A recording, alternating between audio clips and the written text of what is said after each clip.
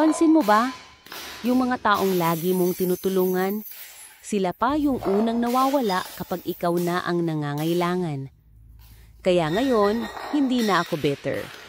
Alam ko na kung sino lang ang totoo at sino lang ang sanay mang-uto. Hindi naman ako tsismosa, pero grabe yung nangyari kagabi. Nakita ko si Kuya, 12:00 na gabi. May kausap sa phone. Ang sweet pa ng boses. Love you. Eh di wow, may asawa na yun na. Pero di ako tsismosa. Concerned lang talaga ako sa moralidad ng barangay. Kapag lagi siyang masaya kapag down ka, kapag hindi siya proud kapag may na-achieve ka, at kapag bigla siyang mawawala pag wala ka ng silbi, friend mo ba talaga yan? O undercover hater? Check mo. Baka hindi ka lang inaabuso. Baka nilalaro ka na. Life Hack 101. Pag may nagchat sa'yo at sabi, "Hi beautiful, are you single?" Simple lang yan. Scam yan o bored lang.